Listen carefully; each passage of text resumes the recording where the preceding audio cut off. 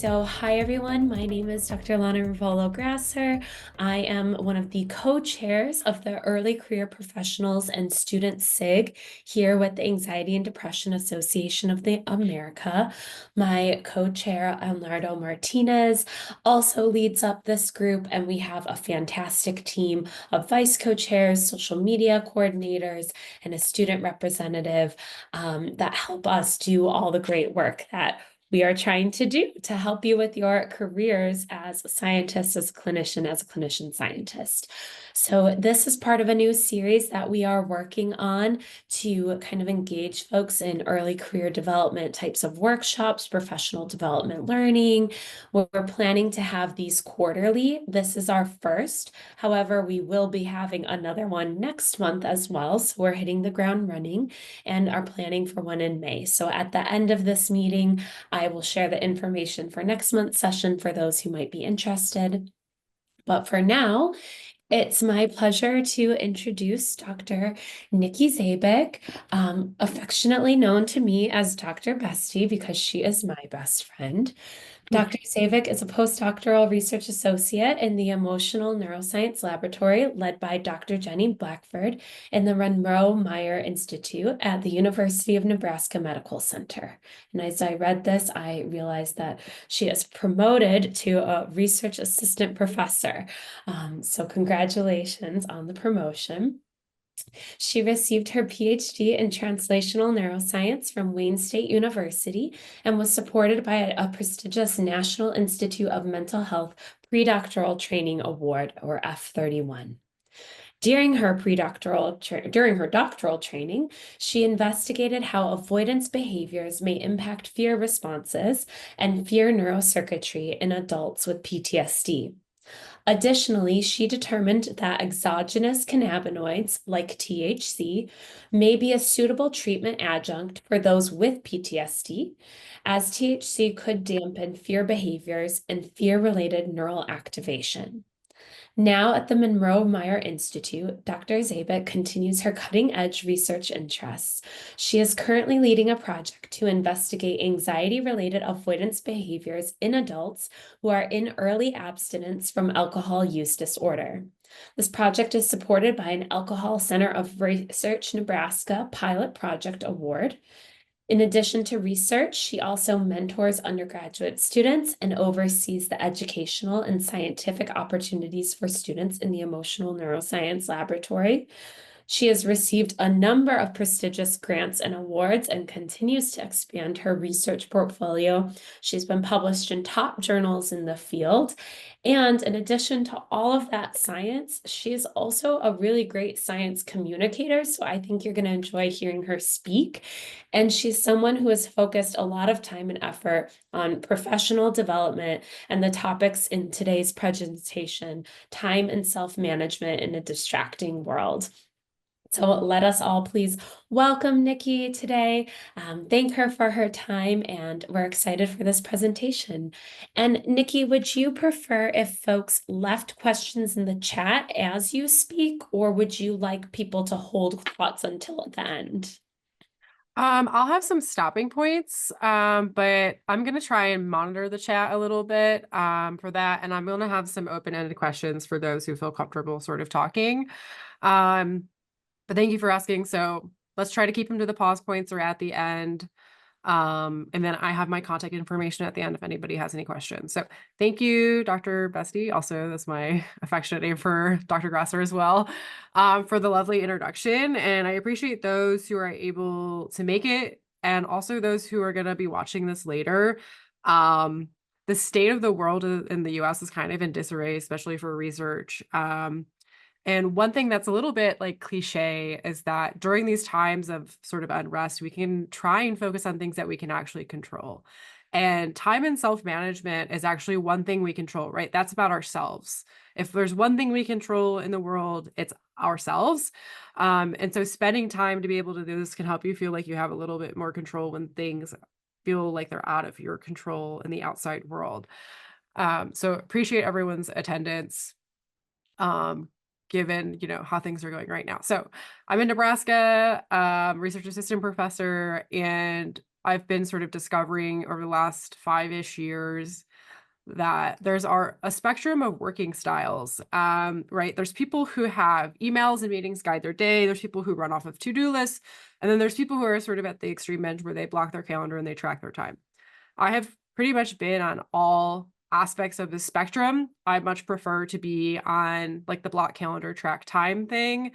I'm really right now, I'm in a lull when it comes to sort of my working style, and I'm more based on to-do lists. But there are high-level execs who kind of just walk into their day and somebody tells them what to do, right? They're just in meetings, the meetings guide the day and decisions. So out of all these things, like just understand that even though they're on a spectrum, there's no negative or positive associated with any of this. You just need to figure out what actually works for you. So thinking about like where you're at on the spectrum, and we'll sort of get into that a little bit more, and how you feel about where you're at on that spectrum is really important because ultimately that's going to impact how you work day to day. And so, in addition to these working styles, I kind of want to hammer home one point, which is that you are an experiment waiting to be measured. And for those who aren't maybe data based or like, data driven, there's some intuition in this and that there are things you can measure or sort of feel in your life. The feeling of being stressed or being calm can kind of guide how you want to sort of navigate your career and navigate your day to day things. And the idea with being an experiment to be measured is that we have data and we can reflect on that data, right? As scientists, clinician scientists, or clinicians in general, right? We have data from a patient or data from an animal. We can reflect on that, interpret what it means, and decide what other data we need to collect so that we can kind of continuously reflect and get data to try and understand the bigger picture. And a metaphor for this is imagine that your data that you currently have, if you have any data about yourself or your working style, is just this giant pile of Legos, right? Often people collect data on themselves and they don't actually know what to do with it. And I kind of struggled with that for a period of time of just like, okay, I'm taking all these measurements, but like, what do they mean? And the only way to find meaning in this data is to actually reflect on it. And then you can actually start to organize the data, right? You can organize by shape, by color, by size, however fits your working style. And the idea is that by having this data, organizing it in a way that's meaningful to you, and further reflecting on it, you can actually use this information to build things that are meaningful to you. So, right, you can use these Legos to build whatever you want. You can build a village, you can build a home, you can build one of those nice Lego flower things. It's your data and you can do what you want with it. It's just a matter of what you're going to do with that data, how you're going to reflect on it, and how you want to choose to build your day and your career. So for some people, they're going to start out and they're going to have data about who they are. But if you're like me and you kind of started from a point of scratch because, you don't really learn time and self-management, you kind of learn it the hard way, right? You just learn through trial and error. I wasn't even trialing and erroring in the beginning. I was just doing. And so I didn't even have Legos. I kind of was just like a plastic bag floating through the wind, right? I was still made of plastic, but I needed to be melted down and be useful in a way where I could build something instead of just like kind of shoving things inside of it. So for this presentation, we're really going to start thinking about what we are in this data component. So this plastic component that we can kind of mold and melt and put into a shape. So starting out with this data, whether you're at the plastic bag, section, or if you already have a house, but the load-bearing wall is kind of crumbling right now and you need some more resources. We can come back to this component of you are an experiment waiting to be measured, and we can focus on what we can actually measure. And the most simple thing that we can measure, and oftentimes people groan when they hear this, and that's totally okay. I've convinced a lot of people through, just trial and error for doing this, but the simplest thing we can measure is time spent doing stuff. And it's not, you don't have to measure all of your time, but the idea is that there's everything I'm going to be talking about, there's levels to this, right? So you can be at any level and you're still going to get something out of it. So level 1 is just estimating how much time it takes you to do something. So it doesn't actually require physically timing yourself. You just need to you just need to know what time is passing. Level 2 is kind of being proactive and setting aside dedicated time to do something. So right, that's kind of building up a little bit. And level 3 really builds up even more, where you're literally measuring time. But we're going to start out at level 1. And what can we actually do if the most comfortable thing you're doing is estimating time? So if we want to just estimate time, if we look at our week, we're going to be looking retrospectively and saying, how much time did I spend each day on these various tasks that I did, right? Monday, I did, I was writing an abstract and I did data analysis. This might look different depending on your role, either in your institution or in your lab. Tuesday's a meeting day. Wednesday, I did data analysis and I had a team meeting. Thursday, I was writing an intro, data analysis, I had a meeting, and Friday I had seminars and data analysis. Even at this high sort of, right, we're thinking about this at a macro level, right? You're just estimating time that has passed. You can start categorizing this data, right? Writing abstract and doing data analysis, that's research time. Meeting time, whether, that could be teaching time, clinic time, could just be lab time, depending on your role.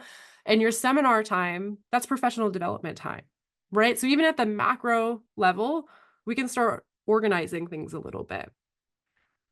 But if we want to get ahead of ourselves, right, if we're comfortable kind of taking the next step, we can start setting aside dedicated time. So this is looking prospectively at your week and actually deciding how you're going to spend your time. So Monday, this is actually how my time will be laid out, right? That meeting's in the middle and not sort of somewhere at the end, right? I have meetings all day, but maybe I have an hour in between. I can look at my emails.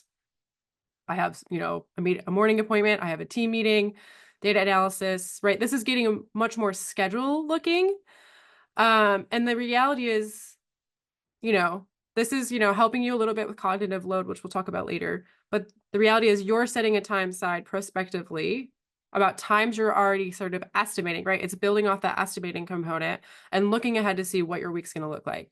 And still, we can categorize this, right? What is our research time, our teaching time, our lab time, and our professional development or like email other time. See, this is still all meaningful. And then if we get to like this real serious end, which is where I usually like to be, but I'm currently not, is actually physically measuring time you spend on task. And I mean literally task time only when I do this. If I go to the bathroom, the timer stops, right? Because you're just measuring on task time. And the reality is that you're not actually working, 8 to 10-hour days, right? There's time in between. So we get from sort of this mid-level scale of data extraction from our lives. And we start getting more specific, right? It wasn't that you spent 3 hours writing an abstract, you spent 3 1/4, right? Your meeting wasn't an hour. It was, 3/4 of an hour. So you got to use that extra quarter to do data analysis. So now we're just getting more microscopic rather, in the scale of how we're measuring the data. So we have all this time data. So now actually, what do we do with this data? And it's obvious, maybe, perhaps, that we're going to analyze the data. And you're like, oh no, like this is not, I don't want to do this, but this is really good. And I have a tool that we can use, and it's really simple. And it's pretty much just taking this data that I've already shown you and putting it into an Excel sheet, and it does everything for you. And this is a tool. So now we're looking at using tools to capture this data that is time. And this tool I'm talking about is actually developed by Megan Rogers, who's an assistant professor at Texas State University. She developed a Google Sheet / Excel sheet that she shared on Twitter when Twitter was a thing, or X, or whatever you want to call it. And it's this beautiful data tracking sheet that I love data. So this is like really up my alley of how like microscopic you can get, but you can still do the time estimating or the macroscopic scale and use this sheet. There's 3 tabs in the sheet, and there's a data tab. So that's where you would actually input like, what did I do? What's the year, month, date, and hours? So taking the time that I showed you on that example week, I can actually put it into this Excel sheet and say I spent 3 hours writing an abstract, 3 hours writing an introduction, and all these other things, right? But I can get more specific, right? We talked about categorizing how that time is being spent, right? We're thinking about when we're going through our careers, we have percent effort that is dedicated to grants or clinic time or teaching time that we're paid off of from either federal funds or private funds, right? So we need to be accountable for that time and how we're being paid. So for myself, as a primarily, research assistant professor, I focused on research time. So I have research time, lab time, service, professional development, and other when something doesn't fit in that category. For people who teach, you might have a teaching category. For clinicians, you'll have a clinic or clinic time category or any mentoring involved in that clinical piece. And then we can get more granular. So if we look at a category, we can look at subcategories and say, like, oh, this wasn't just research time. This was me writing a grant. This was me writing a publication. This was me doing a study visit. So we can get more granular if you want to get more granular. And the beauty of this is that we can look at this list, we can go back to our data sheet, and not only do we have all this time information, but we can start putting in categorical information about this time that we're spending. So research, service, professional development, and then this genius, I love this sheet so much. I think I've sent it to like probably 100 people. It will spit out summary stats for you. So you can actually look from a bird's eye view over this whole year, how much of my time was spent doing research, right? I'm a research assistant professor. 80% of my time should be research, right? So I have research and lab that equals about 80% in this pie chart. And then, but depending on how you want to set it up, you can go by month stats, right? So you can see I was doing a lot of research in March. I was about to submit an F grant. So I was writing and editing the whole time. There's, if we look at this like November, December, I went to several conferences. So that's professional development time for me. So the idea is that now we can actually start categorizing this information so we can maybe start reflecting on it and saying like, is this actually how I want to be spending my time? Am I happy with how I'm spending my time? So we're coming back to this idea of being an experiment waiting to be measured. Before I get into this next part, does anybody have any questions or comments related to time as a data component and time tracking? I'm going to take a sip of water in case anybody's too shy. Okay, we'll keep chugging along. So another component of measurements are, this experiment piece, which I'm using experiment loosely, right? Experiments could be projects, they could be grants. I'm thinking about today, since we're talking about self-management and time management, thinking about personal goals we have for ourselves. So looking at data, this other component of data as goals, right? And again, there's levels to goals, to goal setting, right? I'm not going to go over the idea of SMART goals. If you don't know what that is, it's an acronym that means specific, measurable, accountable, realistic, and time-bound. There's tons of resources online about how to set SMART goals. This is kind of like a concatenated version of that, where at level 1, you can just say, I'm identifying a goal, right? I have a goal in mind. I don't really have a timeline right now, but I want to do something. Level 2 is identifying a goal with all of its subtasks. So to reach a goal, you have to do probably a couple things before you get to the end goal. So identifying what those subtasks are to reach that goal. And then level 3, of course, there's always going to be like an intensive time component in this case, is that identifying a goal with subtasks that exists on a timeline, right? If it's a time-bound thing that you need to complete. So I'll give you all an example of a level 1 goal. A level 1 goal is I want to develop and pilot a learning task in adults. Maybe for you, it's, I'd like to recruit so many participants in a study, or I really need to finish this course, load or course that I want to build for students. And we can take it further, right? We can go to level 2, where we can start identifying subtasks. So for this goal, as an example, I need to troubleshoot in my, task program. I need to recruit adults to test the task. I need to have people test the task before I even recruit people. And I need to analyze the test data to make sure whatever I collect in my recruitment population is what I actually need and what I can actually analyze. But if I want to take a step further and go to a level 3, I can identify a goal with a subtask and put it on a timeline, right? I can't do all these things at once, right? I need to have the task done before I start recruiting people. So I start, organizing it out and putting some sort of time-bound component of it, right? These have to go in a specific order for me to complete it. And if I want to complete it in a year, I probably need 3 to 6 months to troubleshoot, which means I'll only have 6 months for recruitment. So is this a realistic goal? Like, that's something I can ask myself later. But having these subtasks on a time-bound scale can kind of help you see if this is realistic. If you're interested in that, some people, don't want to shoot for realistic, and that's fine. I usually try to overshoot because I like that. But then we can come to the idea of like putting this into practice, right? So we have these high level goals, or we can go to like the microscopic scale, that level 3 goal, but we can still measure it at some level. And guess what? It's another Excel sheet. Excel sheets are actually really great for this. And this is somewhat similar to the last Excel sheet I showed you, except there isn't like very specific microscopic time components. It's more of an overlook of how this goal is going. So if we open up the Excel sheet, we can say like, I have a 12-month goal. So here's a bunch of examples of 12-month goals, this top goal being the one I just went over, right? I want to develop and pilot this task in adults. Ideally, we would all identify a 3-month goal. 12-month goals are good, but they're really hard to stay focused on. And so a lot of smart people have figured out that 90-day increments for goals are actually better and you'll hit them more. So in my team, we always do a 3-month goal. And so I've identified that I just need to troubleshoot this task in E prime. And for our team, we do a week by week assessment. This is totally up to you and how you want to navigate. You could do every other week, you could do daily, you could do monthly. It's whatever you're comfortable with at whatever scale you're comfortable with. And we do a really quick assessment of ourselves when we're looking at our goals and whether or not we've completed anything. We pretty much do color coding. So we just have a really simple color coding where like red is like, I really need help, I'm stuck on this. Yellow is like, either I haven't been working on it or I'm running into a lot of errors. And green is like, I'm all good, we're good to go. So we'll fill this in week by week. And basically you can kind of have like a bird's eye view of how things are going, right? Week 1 and week 2, I was doing really good on these first 2 goals, not so hot on the 3rd goal.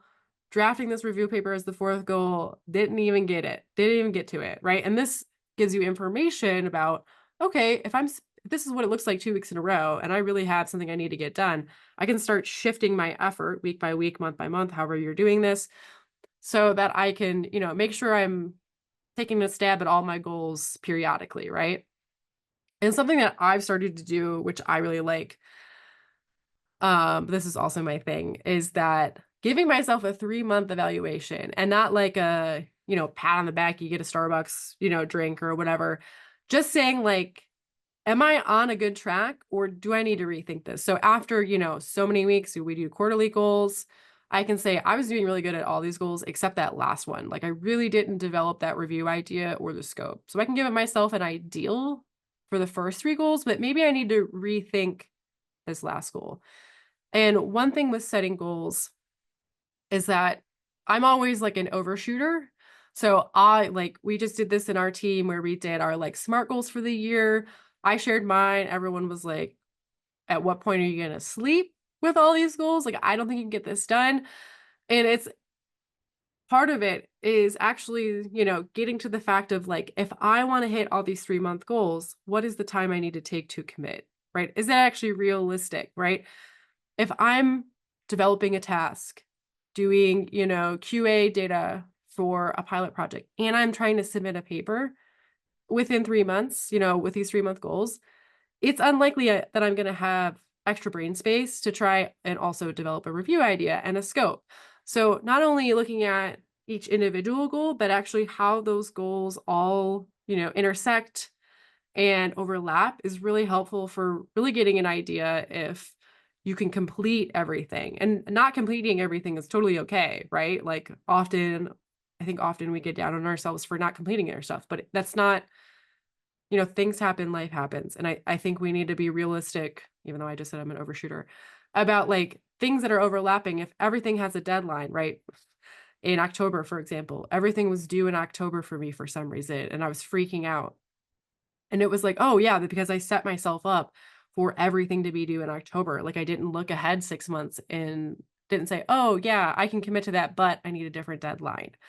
So thinking ahead sometimes is really good in that respect. But at whatever level you're at for your goal setting or your time setting, it's okay, right? So not only are you an experiment waiting to be measured, as we've looked, at all this, there are levels to this, right? There's measuring goals, the time, and there's experiment levels or the goals, which means, and there's 3 of each, right? We have a 3x3 matrix we can look at where like maybe you're estimating time on a goal, you're estimating time on a goal subtask, you're estimating time on a goal subtask within a timeline, or maybe you're more so on the measuring angle where you can set aside dedicated time for a goal and you can measure time to complete a goal. We can fill in the rest of this.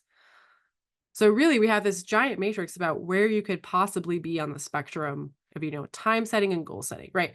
For me, when I'm not at 100% right now, but if I'm at 100%, I'm in this bottom corner where I am measuring, I'm time tracking, like serious time tracking, and it's related to goals and subtasks within a timeline. Usually I do like a whole year giant Gantt chart about all the things I need to get done. I have not done it yet, which is why I'm a little bit stressed. But that's me when I'm running at 100%.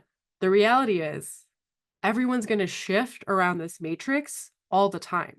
And that's okay, right? Right now, I'm probably more at an estimating time on a goals subtest, right? I'm at like a mid to high level right now because I overcommitted and I was like, yeah, I can do all these deadlines. And I didn't give myself time to set up, but I'm still okay, right? I'm still alive. And I just had a conversation with my boss yesterday about how I'm upset, right? I'm upset I'm not in this corner right now. She was like, you can't, and this is the irony is this is something I preach all the time, is you cannot be 100%, whatever your 100% is all the time, right? If you're into fitness, you know that you can't work out 100 or 110% every day. The body can't handle that. Your brain can't handle that. So if you're trying to work at 100% all the time, you're going to fall off the map. And it's not a bad thing.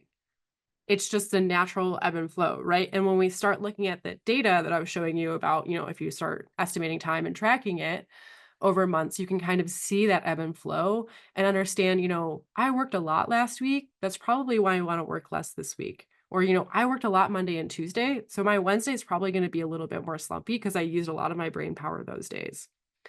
But the reality is, even on this measuring level, right, we have, all these little spots, right? We have 1 through 9.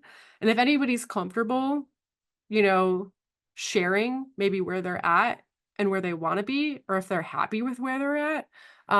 If nobody wants to share, it's totally okay. But I figure this is a great pause point where we can kind of reflect about where we're at on measuring or goal levels.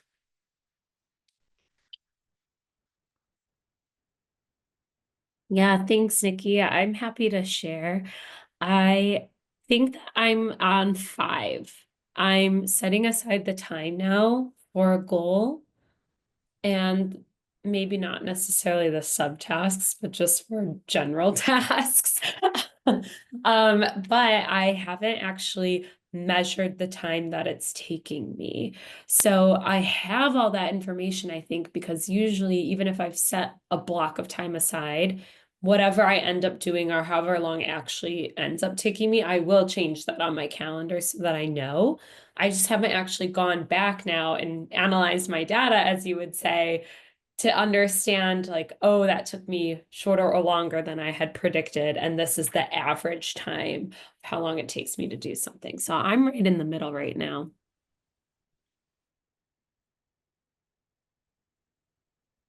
Yeah, I love the point about, oh, go sorry. ahead, Doris.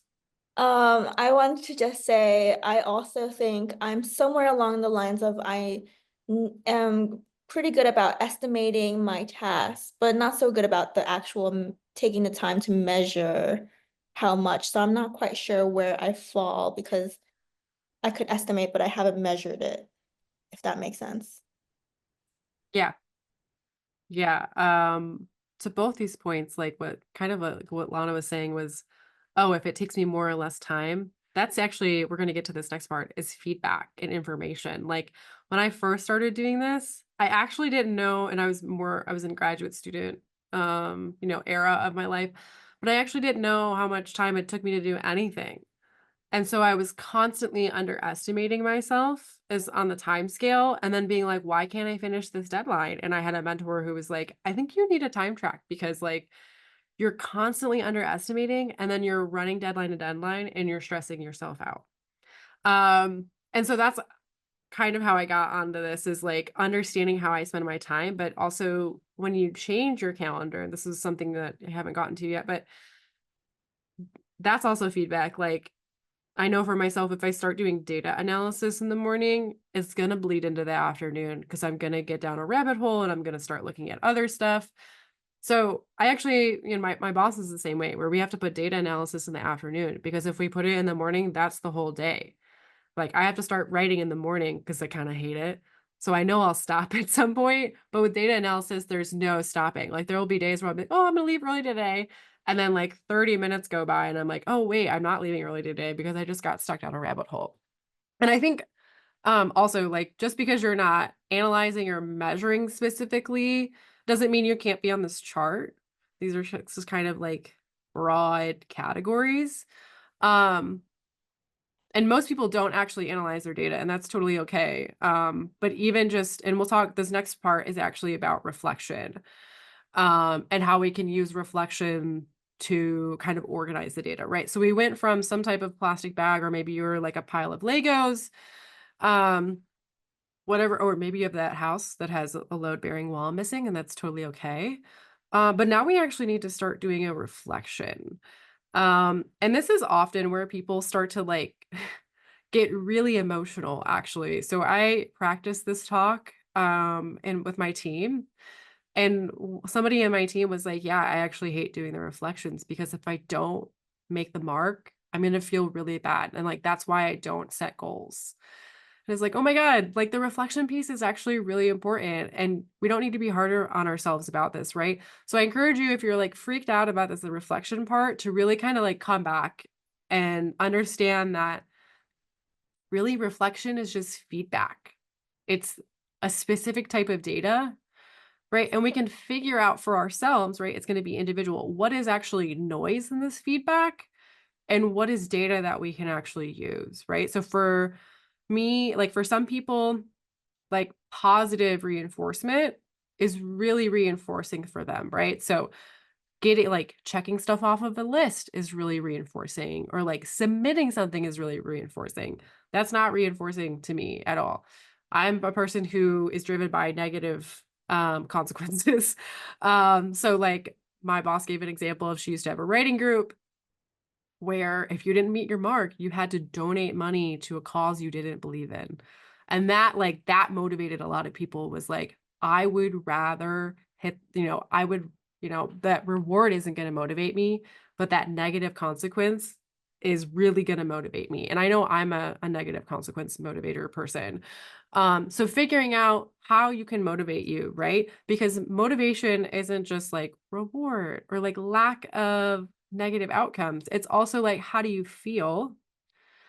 And, are you happy with that place that you're at? So not only are you an experiment waiting to be measured, you're really just a complex biological system, and you need to adapt and evolve with your data. That is that feedback component. And this is really necessary if you're gonna, you don't have to measure your time, even just estimating your time, or like just saying you have a goal and reflecting on whether or not that like met your expectations at some level is feedback and is data and something that can drive you, right? Data is, feedback is data that can drive you. And so we can use reflection, and we can use, again, layered reflection, right? All of this is in layers at however, whatever level you want to be at, right? We can go to the bottommost layer, which is just like, did I do it? Like, was it finished? And you can just kind of say like, yes, no, or kind of, right? You don't even have to qualify it or put a number on it. You can just have some sort of categorical variable of yes, no, kind of, right? That's like kind of like that goal tracker I was showing you all. And then you can ask yourself, if you're interested, how was it finished, right? Excuse me, did I do a good job? Did I rush? Am I happy with the product? And then we can even go further with the reflection and ask ourselves, like, based on this information, what can I change in the future, right? Did I need more time? That's me. I'm always need more time because I underestimate. Or should I try a new method of actually attacking this? And the important part in this reflection, and I know a lot of us get hung up on this, is to not attach emotion to it, right? These are just facts. Like this is just data. And we need this data to kind of mold ourselves into whatever shape that we want to be, and that will make us happy, right? Making yourself feel bad about whether or not it's finished is not going to change the outcome, right? It's still either going to be finished or not going to be finished. So we need to take the self out of it, even though this is like a reflection and there's self involved. We need to take the emotion and the self out a little bit so we can start just, treating it as data we can use to evolve and adapt. And the reality is that when you reflect, often it's really nice and shiny, right? If you had a, if you had a goal you knew you were going to hit, that's still like really good positive reinforcement.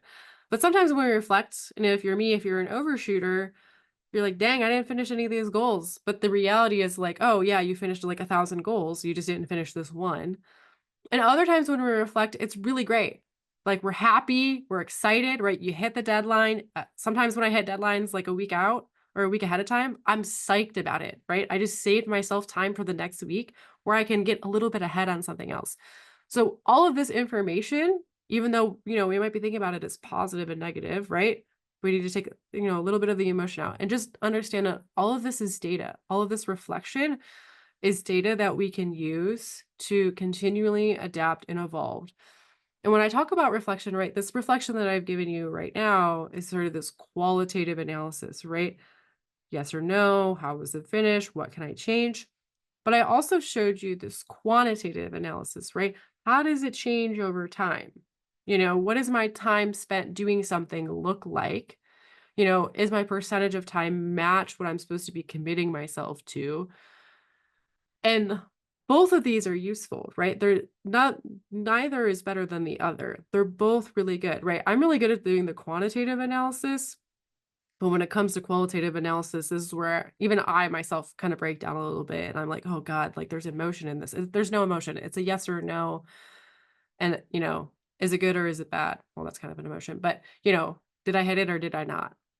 And then just adapting and evolving from there and saying like, okay, like if I didn't, like, how close did I get? Like, am I almost there? Like, for example, I was working on this presentation and my boss was like, yeah, like the effort you need to go from a B plus to an A minus on a presentation isn't actually the same effort it is to go from a C to a B. So think about whether or not you want to put any more effort into this to get like this big, good job, or like, is it good enough? And we'll talk about whether or not we can qualify things as good enough. But so we started reflecting.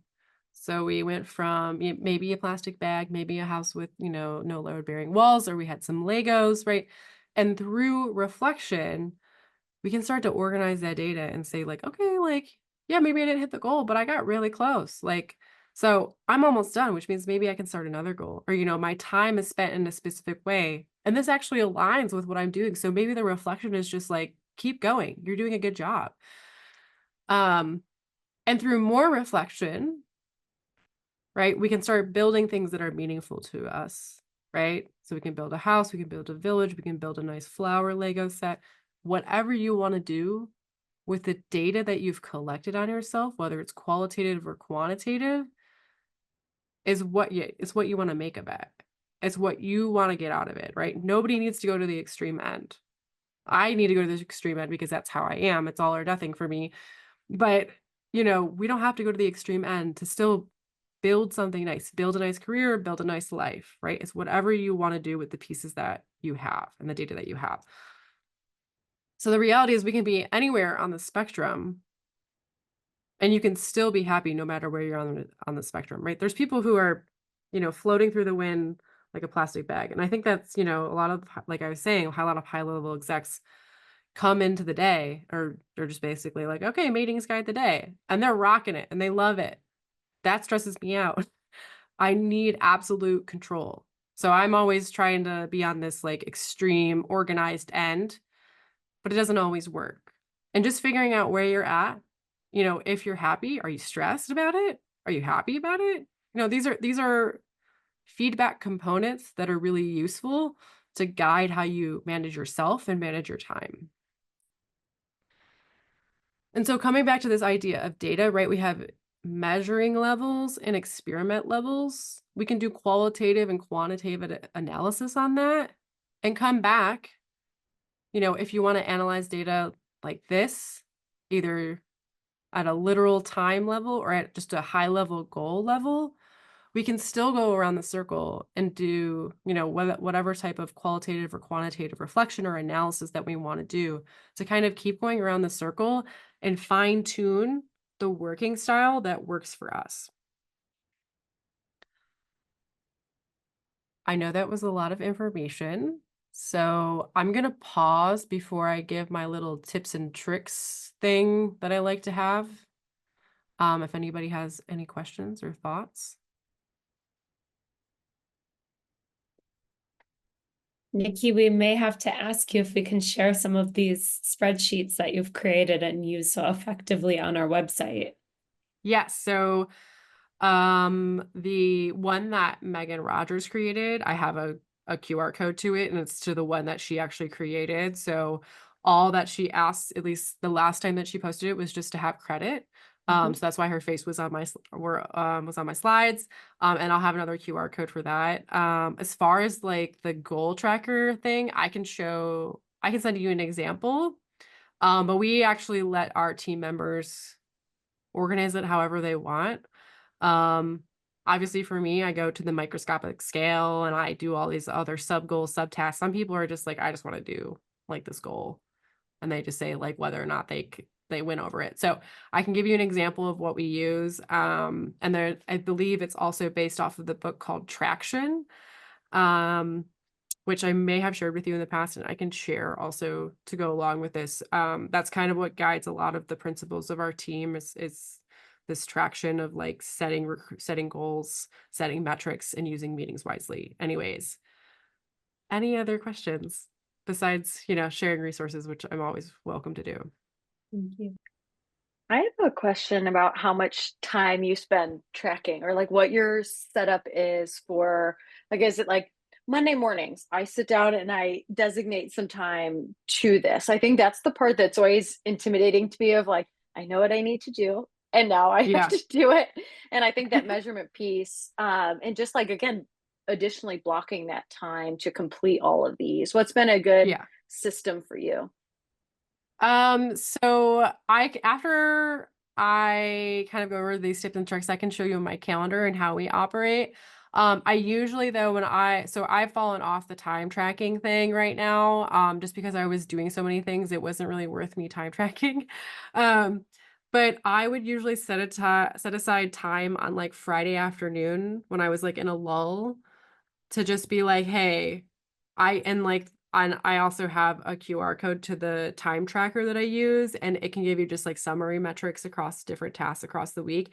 So I could just quickly be like, I spent this many hours, this many minutes on each of these things when I put it into the Excel file. So I think maybe tops I would spend 30 minutes if I was like really rushing or like really sort of going through a lot of different tasks for the week.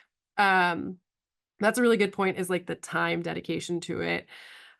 Because for my team, we allow like, so we all use our calendar really obsessively. It's actually like a rule in our team is to use the calendar and plan the week.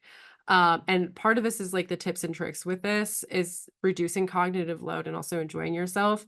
Part of reducing cognitive load is actually, if you're going to block your calendar, do it on a Friday. Don't wait for the week to start, because then you're just gonna walk in on Monday and be really scared. Or you're gonna be really worried on Sunday. And part of blocking the calendar is like giving yourself a ton of time on Friday to use that time to block your calendar, figuring out how things are organized. And also, if keep forgetting doing something, just literally put it in a calendar as a reminder. So like every other week I have a event to remind myself to check one of my inbox folders, because I'll just like let it pile up. And so I just have a reminder in my calendar to be like, this is the week, this is the Friday, you have to check this inbox to make sure there's anything you need to follow up with, basically. But then I'll get to like how we kind of organize the calendar in a moment. Also, if you feel like taking time to start a task takes too much time, add notes to stuff. And I can also share how I do this, but adding jump starts or like little links in the calendar will actually save you a ton of time. It's just a 1 minute thing you have to do that will save you at least 10 minutes of like starting up time. And then if you're checking your email too much, like I used to do, and I know Dr. Grasser does this, start stacking your email. This is a wonderful method for really kind of getting on top of the email in a non-stressful way. And because I settle so much information, don't forget to have fun, right? Figure out what is necessary and what can you give less effort on. One thing that I learned recently from a faculty here is make a list of don'ts. Like, if you're stressed, what can you do for yourself? Can you grab takeout? Like, that's totally okay. You don't have to make food every night. Can you get groceries delivered instead of going to the grocery store? make a list of things that you can do for yourself when you're stressed and have that be something that you can refer to. And because we're in a high time of stress, find meaning and inspiration. This is a marathon, not a sprint. We don't need to, change our whole lives because you got inspired for a moment, right? Think about something that is sustainable for you and what's really going to work for you. And then, be a part of your community and create a sense of belonging. Things are tough right now a little bit. And I think, a science community or even a community that you live in and having that is really helpful. So that when you get a little bogged down, you have something nice to go to. Okay, so this is the time tracking app that I use. This is still the Google Sheet from Megan Rogers. This is my contact information. I'm on Blue Sky. Obviously, I have email. But I can. Well, thank you so much. If everyone can please join me in giving Dr. Zabek a big round of applause for a Thank you. really great talk. I love that it's like proactive, Nikki, and that there's concrete things that we can all take away from this session. So thank you. Yeah, I really wanted you guys to, the idea is just to take what you need and leave what you don't. And so, yeah, like I said, I love going to the extreme with my sign up stuff, but not everybody's like that. So even just having a little bit of like idea of like measurement or reflection is really good. And yeah, just kind of like you said, Doris, like don't be afraid to fall behind. Like for example, like you can be sick for a week. Your child is sick for a week. Like you can't account for that when you're like trying to do stuff. So giving yourself grace is, really important when you start, time tracking and reflecting. So the question I saw in the chat was from Rachel as to whether the online time tracking resources were free, which I think you Yeah. covered what they are. So thank Yeah. you. And you were just mentioning what Doris had mentioned about validating the feelings of being behind or falling behind. So thank you for that too. Any Yeah. additional questions or comments from folks? I just want to thank you. I have some tangible takeaways of things that even like you said, small things, take the things that you're ready to start with and you can work towards Yeah. the rest. I feel like I left this with some things I'm like, I could do that tomorrow. So that is encouraging. So I appreciate it. Yeah. Of course. Yeah. Yeah. Yeah. And anybody's welcome to sort of reach out to me if they have questions too. Hopefully this presentation gives you enough information to kind of get going.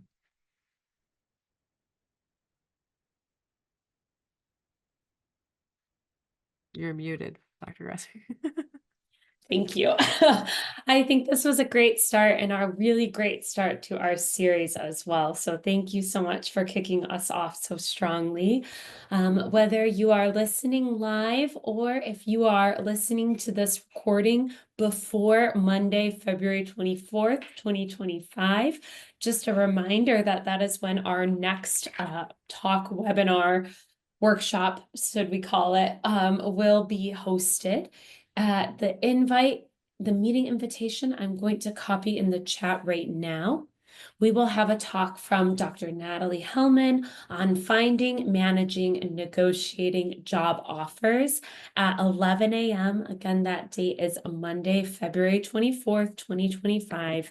And for those who are on our call now, here it is in the chat. So you can find all that information there, and we'll look forward to seeing you next time.